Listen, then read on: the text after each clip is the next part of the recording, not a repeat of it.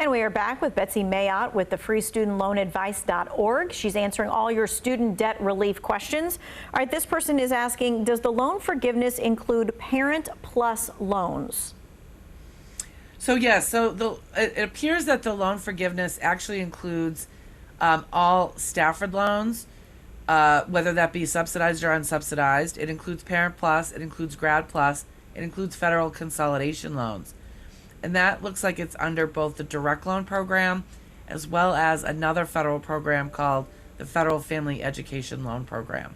Okay, so all of those are eligible. Okay, so because that was a follow-up question, if my loans were consolidated, will I still qualify? And the answer is yes, if they're federally consolidated.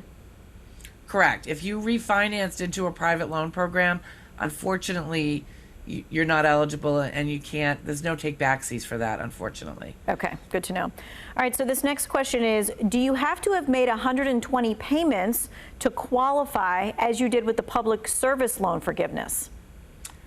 No, you don't have to have made any payments. As long as the loan had a disbursement as of June 30th of 2022, then the loan potentially qualifies. So there is going to be people that are still in school and haven't made a single payment that are going to be just as eligible as someone who's made 200 payments. I'm glad you brought up that June 30th, because that is like a key point. So, because I had someone ask me, hey, if someone says they're going to school next year and they take out loans, are they part of this forgiveness plan? And the answer is no. The answer is a loud, solid no. Okay, so you had to have had your loan as of June 30th of this year to be able to be eligible for this forgiveness. And there's a big distinction. So a lot of people that started school this week, for example, or this fall, they applied and were approved for a loan probably this summer.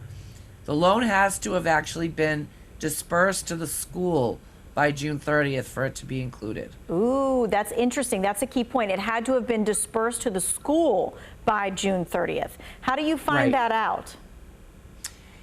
So go to studentaid.gov and it will show you the first disbursement date of the loan. And if that first disbursement date is before June 30th, then it's included. Okay, that is good to know. All right. This person's asking, if you've been out of school for years, do you still qualify for the $10,000? If you meet all the other criteria, absolutely. And which is the not making more than $125,000 if you're a single person and you have up to $10,000 and it's a federal loan. Right, and $250 for a married couple, and if you have Pell, it goes up to the 20. Okay. This next question is, I have student loans. My husband passed away. Can it be forgiven? I'm so sorry to hear that. If the student loans were in your husband's name, then yes, they can be discharged. You just need to submit a certified copy of the death certificate to the loan servicer. And that's, again, assuming they're federal loans, although most private loans do that these days as well. If the loans are in your name, unfortunately, they cannot be discharged based on the death of your husband. Right. You have to qualify with the other kinds of qualifications there. Right. It has to be a federal loan, again, $125,000 and all of that. All right. So a lot of people want to know what's going to happen. Do I have to repay my loan? This is not a temporary forgiveness.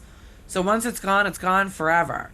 So you will not have to repay that amount. You will have to repay if the forgiveness doesn't bring your balance to zero.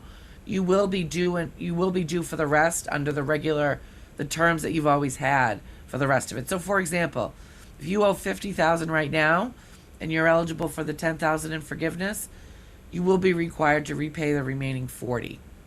And that starts up again January 1st. Correct. Okay. We have about a minute left. What are the key things you want people to remember? Number one, don't freak out. There is nothing that anybody needs to be doing right this second to ensure they qualify for forgiveness. Wait for the additional guidance to come out. Wait for the process to be determined. Number two, don't fall for scams. Number three, be patient. This is a huge initiative. They are saying that if you apply by November 15th, that it will be forgiven by December, but that doesn't mean if you don't apply by November 15th that you won't be forgiven at all. So just have patience and watch for updates. Gotcha. Okay. We hope to have you on again as more of this unfolds and there's more complications and more things to know. If you missed any of this information, you can find it all on our website. Just look in the Who Wants to Know section.